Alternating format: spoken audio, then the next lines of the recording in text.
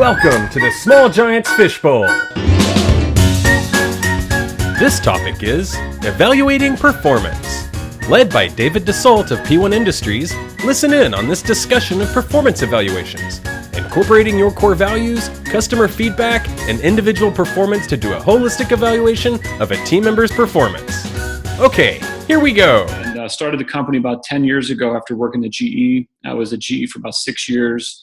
I was a graduate of their management training program, traveled all around the country, working in manufacturing and supply chain. Then 2006, left GE strictly because my wife wanted to stay local. They had asked me to move to a number of different countries and locations last year of my career. So we decided that we wanted to leave and start a business, which is probably not the smartest thing to do in 2006 to start an industrial business, which is capital intensive, but we embarked on it. And obviously here we're sitting today. So, with that said, we have about 90 employees. We're about almost a $22 million company a year.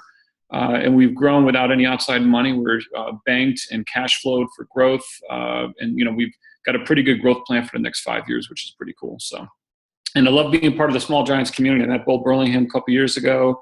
Went to the Inc. conference in 2014, the GrowCo conference. And have just been really, really happy with this community, what it stands for.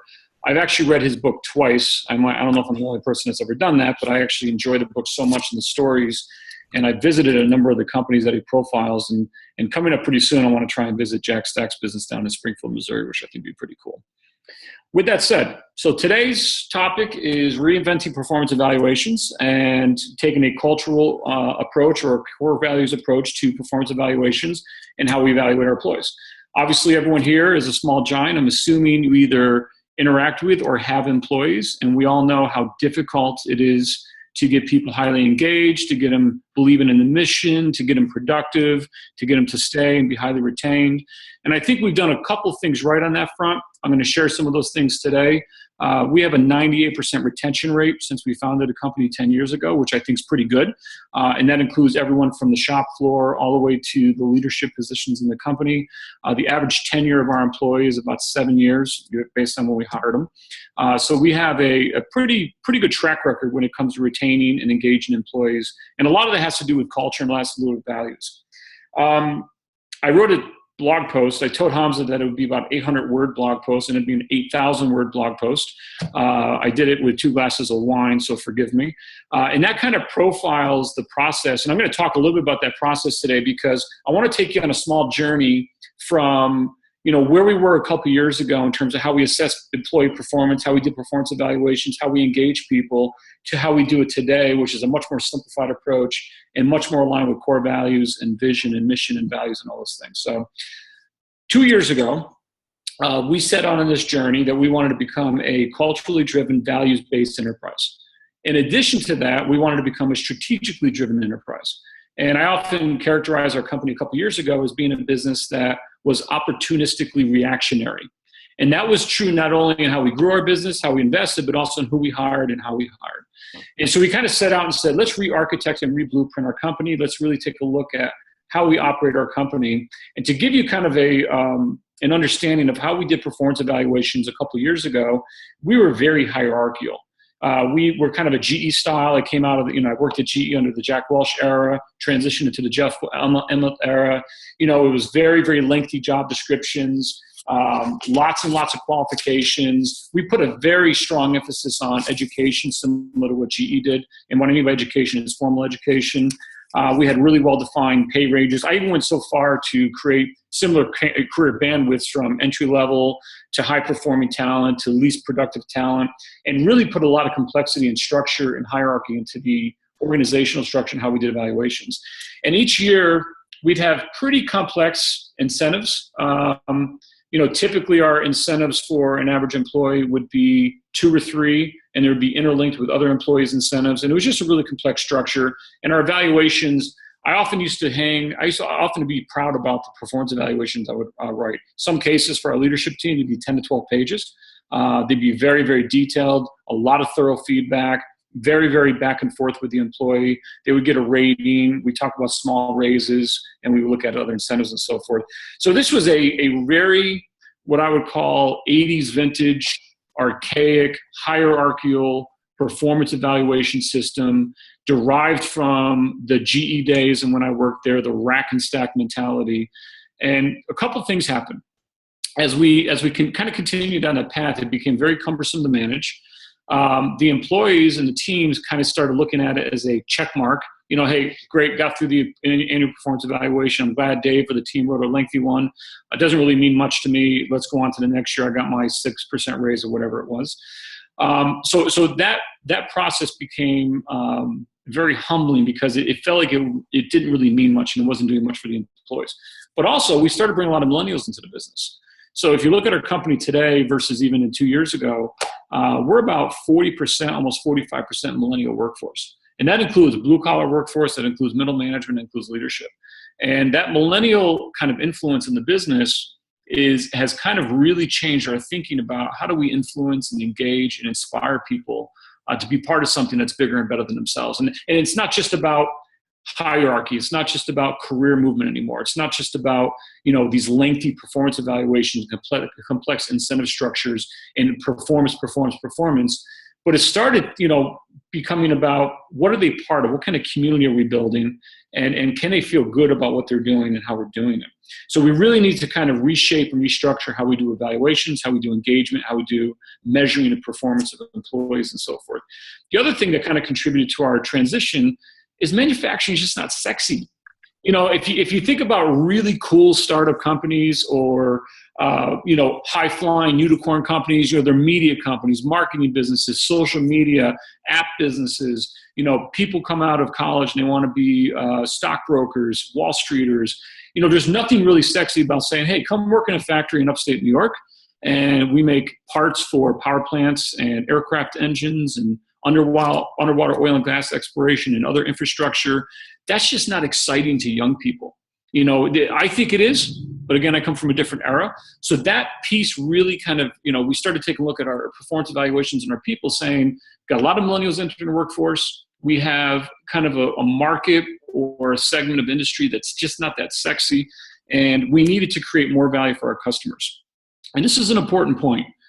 A lot of people talk about value proposition, value creation as being better product quality, faster to market, iterative product development, all these different things that go into it.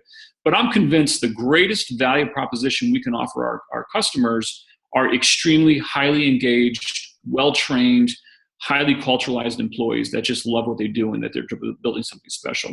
I was down in Birmingham, Alabama yesterday morning, meeting with a very, very large company, a German company, Siemens. We were down there working with division. And one of the things that they told us during the sales meetings, they said, hey, we work with manufacturing companies around the world, from Germany to other parts of Europe and Asia, all across the domestic United States. We've been to your plant one time. We've worked with your people on a couple different projects now over the last few months. And we have to tell you, Dave, you're probably the dumbest guy on the team, which is probably true, but your team is so engaged and so enthusiastic. He goes, when we walk around your shop, there's smiles on people's faces. They love when customers come into a place to take such pride. And that meant more to me than anything else, because that was validation that we're doing something right when it comes to values and culture. And we're doing something right in terms of how we evaluate those things and monetize and mobilize employees around those things. So that was really, really important. And that's one way we can create a lot of value for our customers. It's not enough anymore to make good products. It's not enough anymore to have high quality or better prices. Even large companies are wanting to work with people that have significant values, that have an aspiring vision, that have employees that are highly engaged and excited about what they're doing. And so these things have kind of mixed to, kind of define for us that we need to change what we're doing and how we do it. So I want to kind of walk through a journey, because I could sit here today and I could say, hey, look, here's a performance evaluation. Here's the things that we talk about during performance evaluation, and here's how frequently we do them. And those are all basic, right? I think any one of us around this table, around this room, can actually get that right 9 times out of 10. What I want to talk about, and which I think is going to resonate nicely with the small giants, is what is the process, of journey that we took over the last couple of years to really put in place the system that was sustainable and that would allow us to do performance evaluations and measuring, monitoring employees in a different way. So kind of the first step to that, and I talk about a little bit during the blog post, are the structural changes in the business. One of the first things we had to do in our company was identify anyone who was not aligned to who we wanted to be and what we wanted to become as a company. We had a pretty powerful vision that was emerging a couple years ago. We've refined that nicely. We had what we call, we always talk about our employees, we have a destiny in our business. And our destiny, it's not just about vision, mission, it's about destiny, not only for us as a company, but for us as individuals. And that destiny is to create a company that is creating manufacturing jobs for the future generations, about bringing enthusiasm and entrepreneurial attitude and values to manufacturing, and creating an environment that attracts young talent and engages them for long term. So we have a destiny to really revitalize American manufacturing, which is obviously parlayed into our vision statement. The other thing too is, really trying to identify people who would align with that purpose and that destiny.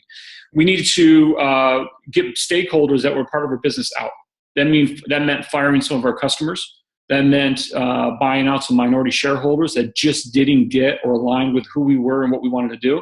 And let me tell you something, for anyone here that is struggling with a partner or a shareholder or someone else in your business that just doesn't align with what you want to do with your company, where you want to go with it, I have to tell you that's the first thing you have to do before you do anything else. You can put the greatest systems and processes in place for your employees, for engaging them, for evaluating them. But if you don't have a leadership, you don't have an ownership, you don't have partners that are fully aligned, and I'm talking not only just business partners, but customers and suppliers and everything else, you need to fire them and get rid of them as quickly as possible. At the time when we bought out the minority shareholders, they told me that I paid too much money for it. And I told my banker and I told a number of people at the time, I said, I would have paid more, because trying to get them, people that are aligned with where we wanted to go is such a valuable thing that I was willing to pay a significant premium for it. And I did. And actually, I look back on it 2 years now, I actually got away with a steal, which is pretty good. But it really unleashes the true destiny and the true purpose that your organization become, and truly allows you to manage and drive and help people in a way that they can't hold you back anymore. So I think it's really important. So the next thing we started thinking about is our vision. And I talked a little bit about revitalizing American manufacturing. This is a really important thing. To me, I've worked with some other entrepreneurs and stuff like that have vision statements that are more mission statements, that are more purpose or guiding statements. To me, a vision statement has to do two things. Number one, it has to really capture the essence of who your company is and who your people are. It's great for the leader to cast a vision that is, going to solve the world's problems, but if it's not relevant to the people that are going to follow or be inspired by it, then it really doesn't mean much. And it secondly needs to be aspirational and directional. As we cast our vision, revitalizing American manufacturing through entrepreneurship, our goal behind that was to take an archaic industry in manufacturing and to infuse it with entrepreneurial principles of the 21st century to really relate to millennials and young workforce that would find that pretty interesting. So we tried bringing sexy back to a non-sexy industry. But at the same time, 80% of our employees are rural, classic American employees, farmers, people that had grown up planting crops, working on tractors. And to them, the pride that came along with an American-made product was evident. Right, so I remember the first time we ever shipped a product out of our door back in 2007, a physical product going out in a crate. One of our employees ran to the store, said, "Hold on a second." We had like 7 employees time. Came back and he had a sticker of American flag and he popped it on there and a marker wrote "Made in the USA." And I knew at that moment that this was a really important element. And sometimes people say, "Hey, that's a little nationalistic." I said, "Not true. We have Americans living in upstate New York, pouring their life and soul into a manufacturing business. So having a really inspiring vision that is absolutely relevant to its people is so critical. It's so critical. And if you don't have a vision, I would encourage you. That's one of the main platforms or foundational elements to be able to get to a cultural and values-driven evaluation system for your employees. The third thing is values. Everyone in this community knows about values, so you don't have to describe what values are. We took a rather unorthodox approach to defining our company values, and I profile a little bit in the blog post that I submitted. And what we did in 2014 is we took a group of 12 people from within the company. I literally took everyone's name, put it in a hat, and selected 12 people random across the whole business. I'm talking we had truck drivers and leaders and machinists and welders. We literally, when I showed up at the first meeting, you had a bunch of folks who had never participated in a meeting like that, literally a welder in his 40s who sits in a weld booth with a weld mask on, welding metal, sitting in a room saying, what are we going to talk about today? And it's interesting because I actually sat there. I had a whole different approach to how we were going to define our company values. And I said, we're going to follow this really strict protocol, and we're going to really come up with a number of words that really kind of define who we are. And I'll never forget, I sat in a room, I look around the room, and there was like 5 or 6 folks who looks like scared children in the room saying, what is this all about, and what are we going to do today? And I said, I have to really simplify this. And that's when I said to around the room, I said, look, take a couple of minutes and identify somebody you work with in our company that you truly admire and want to emulate. And this was a really important breakthrough for us, because that immediately took this really disparate group of folks and it allowed them to personalize how values actually play out. Because I don't know about you, I've worked at a big company in the past. I've been around other companies, suppliers, and a lot of times it's words on a wall, and that's fantastic. And some CEO or vice president in a room came up with a bunch of words that were important and whatever, but they don't live them out. And that moment, and that breakthrough moment for us was, can they look at somebody working alongside them and say, that person is who I want to emulate, and that person is who I want to be like. Matter of fact, when I see that person in the morning, I smile. I like being around them. I love being engaged to them and learning from them and working alongside of them. And that became a really, really powerful breakthrough for us. And so we actually, once we identified, we told everyone, hey, identify a couple of people. 3 names emerged. And we spent the next 3 sessions over that summer defining what was so great about those 3 people. And those 3 people didn't even know we were talking about them. We kept everything confidential in those meetings.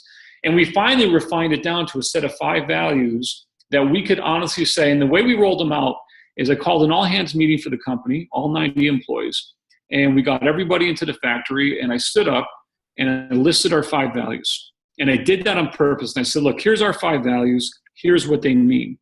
And everyone was like, okay, that's fine, I get it, that's their words.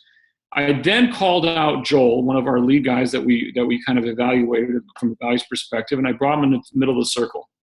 And I said, let's define who Joel is. And interestingly, people started spouting out, hey, Joel's my friend. Joel's a great teacher. Joel will do anything for the customer. Joel always has a smile on his face. Joel is approachable. So it was kind of this spontaneous group activity, just admiring and honoring this guy. And I said, you guys are absolutely hitting on a nail on the head here. Let me define how our 5 values apply to Joel. I said, when we think about honoring customers, who here thinks Joel honors customers? And they all raised their hands enthusiastically. And we did the same thing through all 5 of our values. And at the end of that session, everyone in the room said, I get it. If I want to know what our values are, I'm going to look at Joel. If I want to know who I want to be like, or who Dave wants me to aspire to be as an employee of this company, I'm going to look at Freddie. I'm going to look at Larry. So it personalized them for it in a way that became so real that they could tangibly look at somebody and say, that's who I want to emulate and be like. The only problem is it put a lot of pressure on Joel and those guys to make sure they emulate those values on an ongoing basis. So that was kind of a dual-edged sword for them, because I kind of put that pressure on them to say, hey, always be that person. But I think when it comes to being a culturally driven business and a values-based enterprise in terms of how you evaluate employees and how you really kind of engage them, having those values be personable, being relevant, being tangible, and aligning that back to your vision statement is so vital and so critical. 2 other things. As we started kind of going down this path, we adopted a value of transparency. Not a value, but kind of a moniker or a operating principle of transparency. And I'm assuming, by show of hands, who in this group would say that you're highly transparent with all of your employees? Excellent. So we kind of share that in common, right? We're explicitly transparent. And if you can imagine 65 or 70 blue-collar employees who are machinists and fabricators and everything else, it's easy to share financials and be transparent with your leadership team who helps you budget and helps you understand. They understand what a P&L looks like and what cash flows look like. If you ever shared information with a blue-collar workforce, a couple of things typically happen. Number one, they say, wow, if you did $20 million in revenue, wow, we made $20 million this year. Who's ever heard that from an employee? So they immediately think you're making $20 million and you're putting that $20 million in boats and cars and private jets and everything else, which I've never been on, so they couldn't do that for me. But there's a natural tendency and there's a natural risk that when you share some information, they're going to be like, oh, you're making so much money. Where's mine? Where's my raises? And we actually did a test, and you might be shocked by this test. So when we founded the company in 2006, every quarter we gave a quarterly bonus. So the average employee was getting $6,000 or $7,000 a year on the shop floor, and it rolled all the way up from there to leaders and team. So when we started rolling out our values and our vision, and we started becoming very transparent, because what we did is we took 6 months and trained all the employees on corporate finance. We trained them on P&Ls, on cash flows. We made a game out of it, similar to what Jack Stack has done in the Great Game of Business. And we went fully transparent. Every dollar, every financial data point is shared with every employee in the company. If they want the balance sheet, we give them the balance sheet. If they want the P&L, we give them the P&L. If they want our cash balances in our bank account, they can have them. It doesn't matter to me. Whatever financial information they want, we give it to them. And at the same time, my CFO wanted to kill me when I did this. We stopped bonusing everyone. So we started showing all financials in the company to every employee on a monthly and quarterly basis. During that time, our revenues are growing. Our profitability is growing. We tripled our profitability in the last 18 months. And at the same time, I cut out bonuses for every employee. And you could imagine how counterintuitive that is. That's counterintuitive because an employer would say, if you're making more money, where's mine? Where's my bonus? I did a test of our culture. I said, if we truly have a valuable culture, and if we truly have a team that wants to be part of something more aspirational than just making money, to revitalize American manufacturing, to be part of something that's emulating Joel and other people's values, they're not going to leave. And the ones that do leave, we want them to leave. And you'd be amazed, not a single employee has left. Engagement is increasing. It's amazing. Over the same period of time, we've had double-digit revenue growth, triple-digit EBITDA, and net income growth over that same period of time. And we maintained a 98% retention rate. So that, to me, was a great acid test as to whether or not our culture was strong enough to withstand sharing tremendous financial data and at the same time taking the incentive away. Now, what they don't know is that we're going to make up all of those bonuses in the fourth quarter this year, and they're going to get a sizable check. So we are actually going to follow through. We did it more as a test than anything else. And I've actually done that now for 18 months, and not a single complaint has come from a single employee as in regards to bonuses and stuff like that, which I thought was a really good testament to our culture.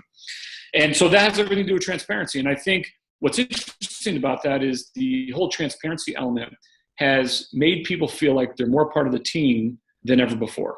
Hey, if Dave and the leadership team of P1 can trust us with financial information, and we know what that looks like, we understand what it means, we understand how we're performing well, that truly has engaged and make them feel like part of the team, unlike anything else. The last thing, I think everyone around here has probably read books and listened to speakers, and you probably believe in this yourself, but I cannot tell you the power of simplicity. Simplicity, I'm convinced, is the greatest business tool or tactic that we have in our arsenal. I think when we overcome, we make things overly complex, similar to how I laid out how we did our performance evaluations in a hierarchical manner, we made it so complex that it was not understandable and people couldn't engage in it. I think simplicity truly engages people and empowers them to be able to own something and to drive something forward and to actually build something. So we took a simplicity approach to a number of different things, and I'll talk a little bit about the performance evaluations themselves here in a few minutes. But we took our entire business metrics, our measurements, and we simplified them to a handful of measurements that really made sense. Gross profit, customer retention, employee retention, those kinds of measurements. We simplified them to a number of things, and we started posting those things on a weekly basis, on a monthly basis, and on a quarterly basis to all of our employees as well. TVs in the shop, monthly all-hand meetings, staff meetings on a weekly basis. We also do a monthly and a quarterly report that we submit to our banks and all of our employees so they can have access to information. And we truly simplified the message of our company, simplified what we stand for, who we are, what we want to become, what we're going to measure, what's important to us, and who our customers are. And that simplicity has gone all the way through the organization.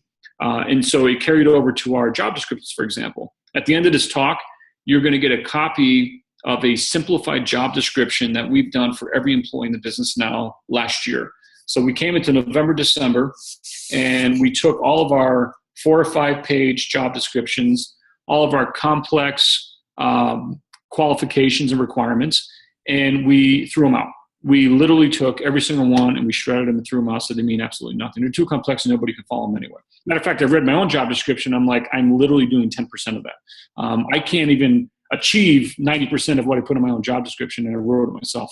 So that might be wishful thinking. It might be stupidity, probably a combination of both. But so what we did is we actually took our job descriptions, and you'll get a copy of this after the meeting, and we constructed a single page, and the top of that page is the same for everybody, right? So when you see it, you'll see a bunch of words on there.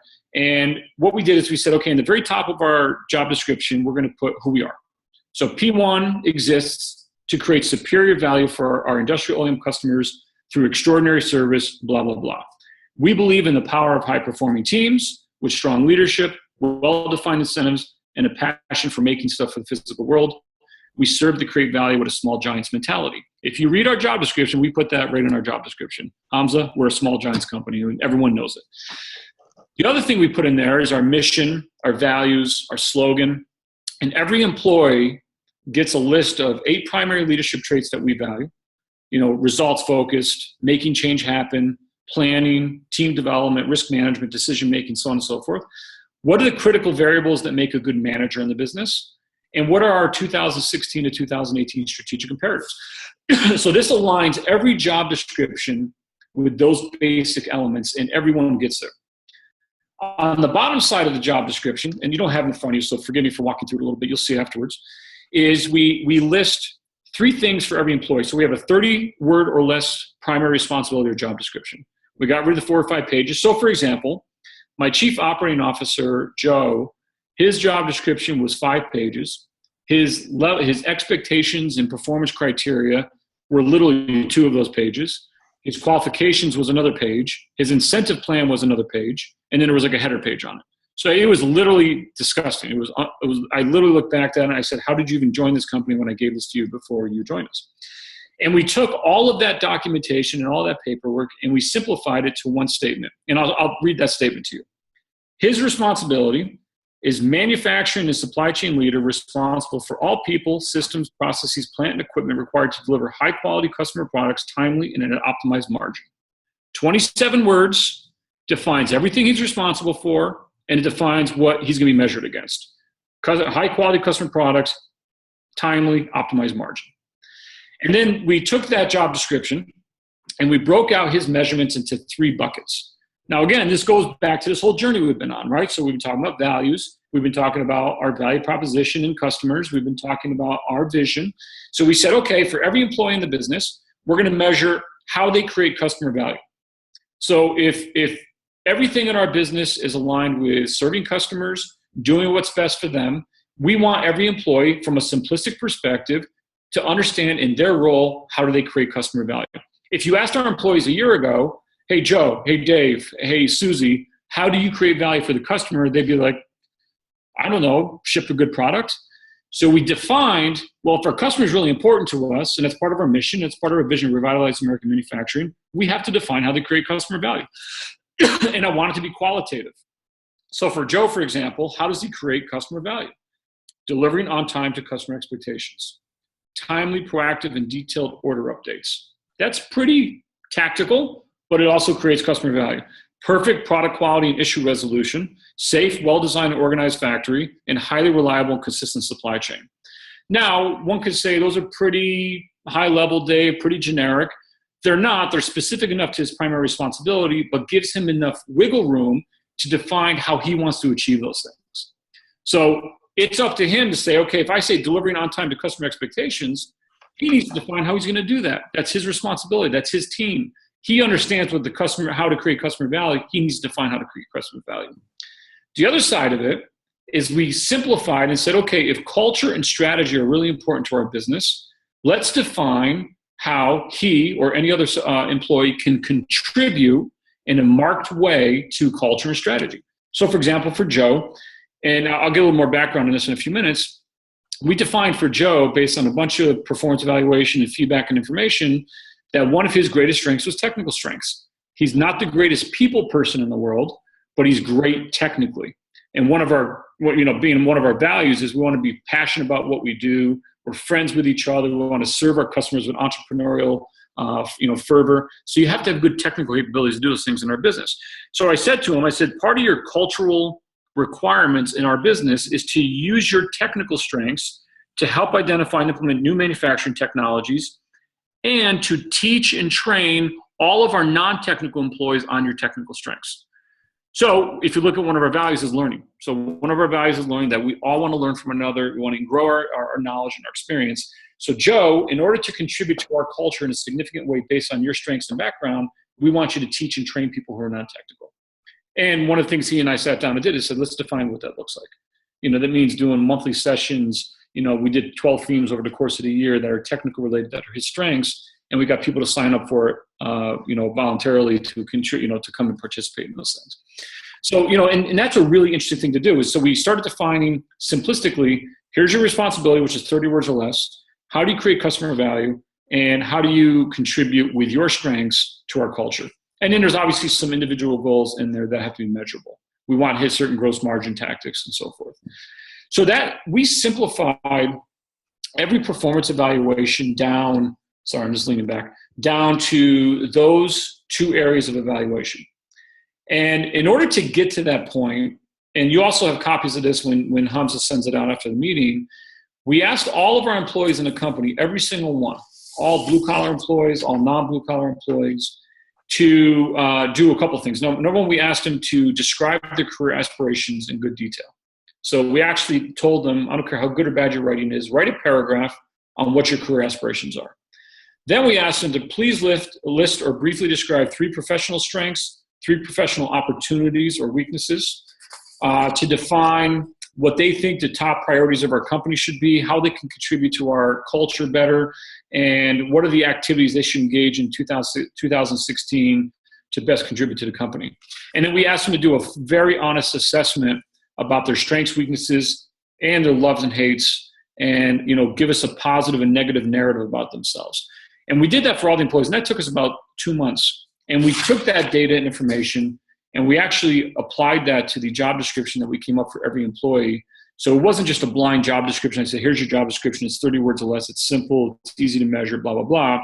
We actually let them have a significant voice in that based on helping contribute to, what they want the priorities to be, what they thought their strengths were, what they love doing, what they hate doing.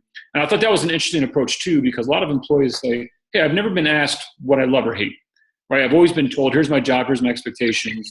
But I can actually, figure out what I love, and that will be taken into consideration when writing out a job description. Once we kind of wrote out those job descriptions and simplified them, 1 page, a couple of things tied back to customer feedback and value, a couple of things tied back to culture and strategy, how they contribute to those things. We eliminated the annual performance evaluation. We got rid of it. It sucks. I hate it. I've never gone through a good annual performance evaluation, no matter how good the feedback they gave me. We went to a monthly coaching schedule. So we actually identified 7 coaches in the business, and people have responsibilities, people reporting up to them. And we said, okay, we have simplified job descriptions. We know exactly what the expectations are in terms of our values, vision, simplicity, transparency, and other things. We want to get to a monthly coaching schedule for a couple of reasons. Number one, it's much more short cycle than 12 months. Very, very hard to give somebody feedback on once a year. I don't know if anyone around this table or around this room has ever had good success doing that. I just never have. So we wanted to make sure that we got to a monthly schedule, consistent feedback. That way, if you get consistent and frequent feedback every 30 days, you can make quick and iterative adjustments in terms of how you perform, right? And again, it gives you the opportunity. And the other thing, that there's kind of a method to our madness too. If you're truly being a culturally driven business and you're value-driven business, it allows us every 30 days to assess how they're adhering to those things. So we can make quick adjustments to those things as well. And it's short enough in between those coaching sessions where I can sit down and say, hey, Joe, last month we talked about these 2 or 3 things. During the last 30 days, you demonstrated something that didn't align with our values and vision, and here's what it was. And we can make quick adjustments from that perspective going forward. We can, we say, hey, next month, let's work on this. And one of his issues, for example, is body language and how body language contributes to lack of confidence in employees, or come across as angry, or not being a friend or passionate about what you do. And we say, we got to work on that. One of the responses is, hey, that's just who I am. He says, no, That's not who you are. You can work at that. So let's work on that every 30 days and kind of give, coaching methods and those. And the other thing too is, we eliminated annual salary actions. I hate annual salary actions. Does anyone here hate annual salary actions? First of all, as an owner company, you kind of hate it because you're doling out more money, right? But it got to a point where there was an expectation. And the expectation was, hey, in July, I get my review every year, and I'm going to get a salary action. If I don't get a salary action, I'm going to be pretty upset. So what we did is we eliminated all timed salary actions and said, you will receive a salary action when it's deemed appropriate based on your coaching sessions. So if you're going through coaching sessions and you're demonstrating significant progress towards how you create customer value, how you're contributing to our overall culture and strategy for the company, those things will be made in stride on a monthly basis as we coach and go down that line. For example, I made 3 salary actions in the last 10 days, and those 3 salary actions, one salary action came 3 months after the previous salary. So I made a salary action 90 days after making a previous salary action to this one person. And they were shocked. They said, why'd you do that? I said, because in our coaching sessions, you demonstrated significant progress towards creating customer value and our values and our culture as a company. And I want to reward those things in such a significant way that it's going to embed those habits and those behaviors in you, and you're going to go tell the people about those things. So that's why we kind of, and that's a really interesting way to approach salary action, that it's on the fly, it's a result of the coaching sessions, it's iterative, and to me, there's no science, there's no rules around salary action, okay? There's no rules around bonuses. To me, yes, people have to be incentivized to hit certain performance criteria, but I'll randomly bonus people just because they demonstrated a value. We have an employee, a female woman. She's a phenomenal employee. She's been with us for 3 or 4 years, and she had some family problems. She has some family issues, and with a son of hers. And she kind of brought those to me, and I thought about it for a day or two, and I said, here's a woman who demonstrates our values in such a significant way that she's a great example to everyone around her. She has a great performance track record. She is creating significant customer value. So I went to her and I said, Casey, I want you to take the next month off with pay. I want you to go take and get your family issues in line, take the freedom and the time and energy that you require to do those things.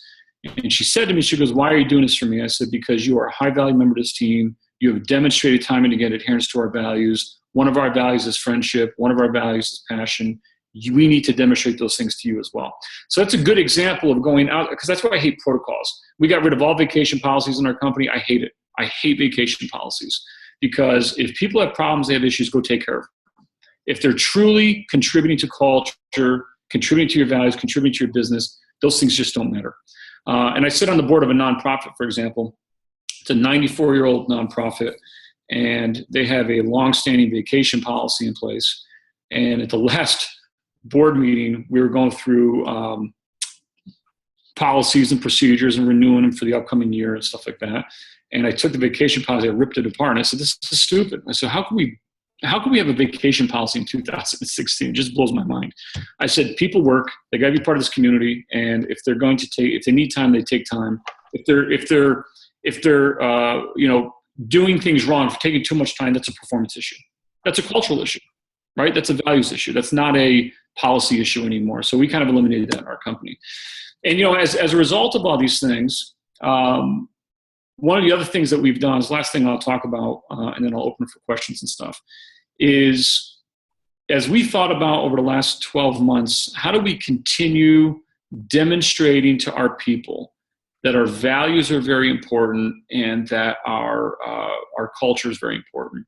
And if we get back to the whole small giants philosophy, we're a community, right? There's a community of values-based people working in our business.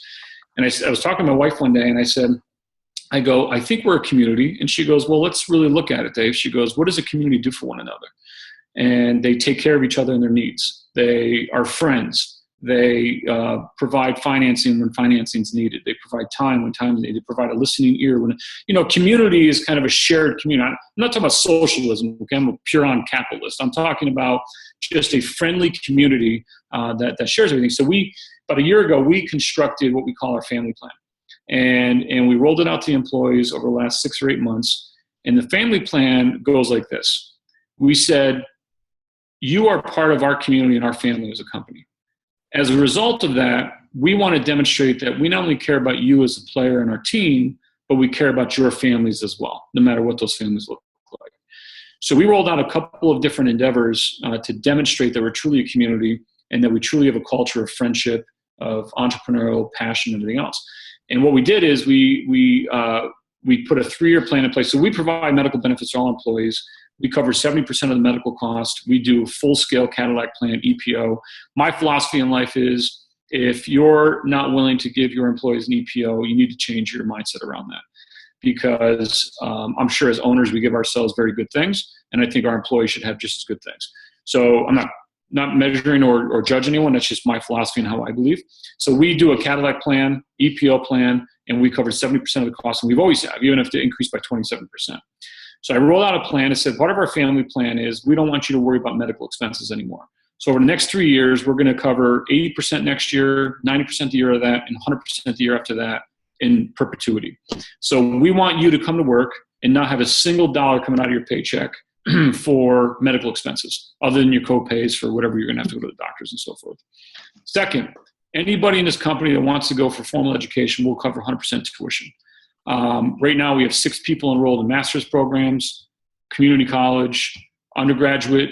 We have a machinist who wants to go back to become a mechanical engineer.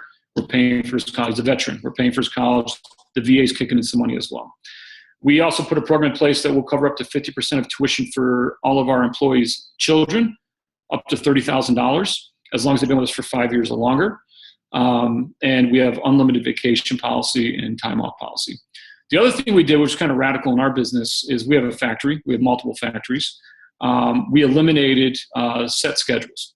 And that was kind of radical because in a factory, people punch in and they punch out.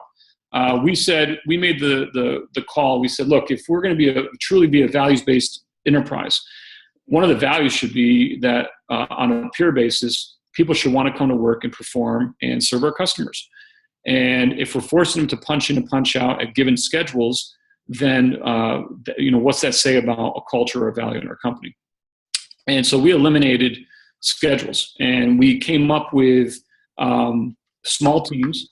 And we said, we put a leader on each small team in the factory floor and said, you're responsible for getting this work done.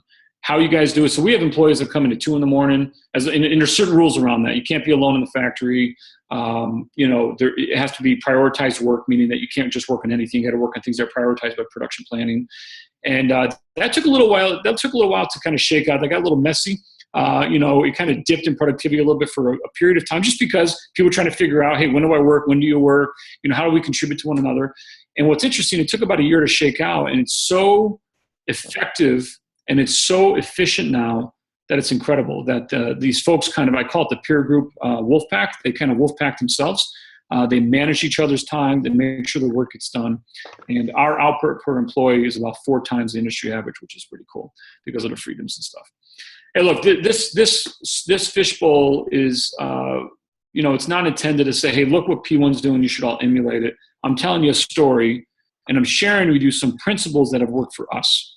I'm not saying those principles work for everybody. We've done it in such a way that I think always puts the person first, right? So you can have processes, you can have strategy, you can have vision and all this stuff. We always put the person first. And we always treat the person, and I have a philosophy and a rule that I always treat them as I want to be treated. And that comes down to finances, that comes down to medical, that comes down to time off. If I want time off for my family, my employees deserve time off with their family. And a lot of those things have contributed to an overarching culture and values in our business that has allowed us to reshape and restructure how we evaluate performance. Because now we don't talk about competency. We don't talk about, we have performance metrics, but they're simple. We talk about culture. We talk about values. We talk about how they're contributing to the community. And those things have become really, really powerful in our business. And that's why the blog post was so important, because I opened it up with that June 30th meeting. That June 30th meeting was pretty important. It was powerful because it really demonstrated the power of culture from a grassroots perspective and kind of indigenous leaders within the business taking ownership of, wanting to kind of carry that culture forward and embody the values in a real way. So that's kind of what we've done. And that's contributed to our ability to do monthly coaching sessions, evaluate employees in a very simplistic manner, but it's been a long and arduous journey to kind of put it in place. So with that, I'll open up to questions. You said about 45 minutes with questions, Hamza, so it's 49 minutes. I'm sorry. Thank you so much. That was awesome. So the floor is yours, guys. So if you have any questions, we can unmute you. You can unmute yourself, or you can just sort of wave and we'll get to you. Hi, David. This is Christopher. Can you hear me? I can. Okay, great. Thank you very much for that presentation. Fantastic. You guys are doing wonderful stuff over there, and thank you for sharing it with us. I'm wondering, what resources outside of your leadership team did you utilize to help you work through this process, this journey that you've been through? Yeah, I talk a little bit about in the blog post. I'm an avid learner, so one of the things, I'm sure everyone in this room feels the same way, but I'm always learning. I'm always reading. I'm always going to classes and courses. Matter of fact, the famous Louis Schiff just joined us. Hey, Mr. Schiff, how are you over there? Does everyone know Louis? So Louis runs the Business Owners Council. I actually took a master class with Louis this year, back in from January to June. And I got to tell you, I'm going to brag about you a little bit, Louis. So forgive me since you're here and actually profile me, all me, right? I profiled Louis a little bit in the blog post, but Louis he wrote a book called Business Brilliant, and he did this master class over the last 6 months, which really helped me understand and pull a lot of this stuff together. So a lot of the stuff I talked about, a lot of it was in the works, right? So we were testing things, Small Giants book, Bo Burlingham discussions, roundtables with other CEOs. I'm an avid reader. I read 1 or 2 books every single week. Last night I read Jim Cook's new book about Quench Your Thirst from the Samuel Adams story, which, by the way, if you want to read a book fast, it's an amazing book. And just learning about what other people are doing. One of the things he talks about in his book is finding a Yoda. That's one of the things I want to do, is I want to find a Yoda as it relates to some of the things we want to do with our company. But over the last 6 months, the master class was a really good, powerful tool that allowed me to take all of these miscellaneous things and put it into a coherent strategy, and to really define that, my primary responsibility and goal as a CEO is to be the keeper of the culture and the builder of our teams, and to really kind of center around those things. So I use Louis as an example because he's here and he's nodding his head and has a nice head of hair and everything else. It's a good example, Christopher, of the resources that are available. And I think it's great to learn from other people. I'm an avid learner from other people. I have no shame saying I stole this or that from this person or that person. But the masterclass was a good example of pulling it all together and helping me put a coherent strategy around it. Can you hear me okay? I can. Excellent. I'm curious, you shared that you trained your team, especially since you had a lot of blue-collar workers, on tools and how to understand financial reports. Can you share how long it took you? How long was that process? Sure. So we broke up the team. We had 75 employees at the time, a couple years ago. We broke it up to 7 teams of 10 and 1 team of 5. So we did 4 sessions with all the employees. So session 1 was going over basic cash flows. How do you understand receivables and payables? We made it very personal. I kind of took some pages out of Jack Stack's book of really personalizing it, making kind of a game. So one of the examples in that case was that their payroll is actually a receivable, right? So they work Monday through Friday, and then they give us a receivable to pay us the following Friday. And they never viewed it that way. They're like, oh, that's interesting. I said, now imagine if that receivable was 30 days out, 60 days out, 90 days out, or in some cases, more customers pay us 120 days. How do you're waiting, you worked for it, you earned it, you're waiting for it. And then how do you manage all your expenses? And we looked at timing of cash flows. So we put a whole curriculum together. It was 4. We did cash flows. Then we did a P&L statement in the second session. We did a balance sheet in the third session. And during the fourth session, along the course of each one of those, we had everyone in the company build their own personal balance sheet, look at their own checkbook, understand what cash flows and outflows look like, how profitable they were in a month in terms of net or net positive or negative cash flows they ended up with in 30 days. And then we kind of pulled it all together in a game and looked at people who, on a percentage basis, who actually earned the most on a net cash flow basis. And we rewarded those folks with some other incentives like rewards, extra couple days with their family or something like that. So, but it was 4 sessions. It was a deep dive. We did 2-hour sessions, and I did them all myself, along with my CFO. We did all the training. So, and we're gonna renew that training. We're gonna do it again in 2017. I have a question on the monthly coaching sessions that you do. So how do those evolve? I guess, do you bring the goals to the employee, or do they they come to you and say, these are things I want to work on? Yeah, so the first thing we do during the session, and it's funny you ask that question because I actually had to model it out, and then we documented kind of a approach to how you handle a coaching session. Because not everyone knows how to naturally coach, right? So we identified 7 coaches in the business, and the way we handle it is we take the one-page job description, and the first thing I always ask the employee is, how are things going from your perspective as it relates to your role in the company? How you're performing, and what are some of the challenges or obstacles that you're facing. So that's a starting point in the coaching session. So it allows them to vent a little bit and come back. Because one of my goals as a coach, one of my goals as CEO is to remove as many obstacles from them as possible to make them successful. So I always want to start there. Hey, what's going right? What's going wrong? Where are the obstacles? What are the challenges? And then I give them feedback. Hey, based on talking to these folks, based on what I witnessed, and I'm talking about the folks I coach in particular. Here's some of the behaviors that were great. Here's some of the behaviors that weren't so great. Here's some of the outputs or things that happened. I think it happened better next time. What'd you learn from those things? And then the last thing we do is actually walk through the measured incentives. So with our COO, for example, if gross margin is his primary output or primary financial incentive, how do we do? How did we do last month? Could we have done better? What went wrong? How can I help you? And that's actually, I got to tell you, in terms of keeping things simple, you'd be amazed just by as a CEO or leader or owner of your company saying, how can I help you? And if they actually feel comfortable enough to ask you, and you actually just give it to them. I used to do these net present value calculations and be really complex about how we determine what we spend on and don't spend on. And I eliminated that. I said, look, if you need a fork truck, I'll buy you a fork truck. If you're telling me that you need to buy a new oven to process this product better, I'm going to do it. And we've taken that approach this year, and it's been amazing. To ask the employee, what do you need, whether it's financial, whether it's a resource. In a lot of cases, I'll ask them during a coaching session, hey, you're working on a big project, you're trying to do something. What can I do to help make that a reality? Even if it wasn't a physical or tangible resource, can I call somebody? Can I do something? Can I send out an email? So that's kind of the way we handle the coaching sessions. What are they challenged with? How are they doing? Obstacles they're dealing with. I give them feedback on behaviors and stuff that I've witnessed, and then we talk about what's contributing to their financial incentives and how we can help those things make it reality or better.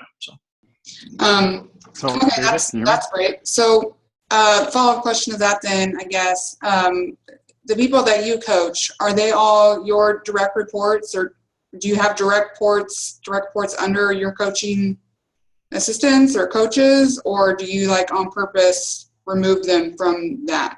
No, I've kept it because of the nature of the feedback being performance related and culture related. I did keep it to my direct reports, and then my direct reports have their direct reports and all the way down the line.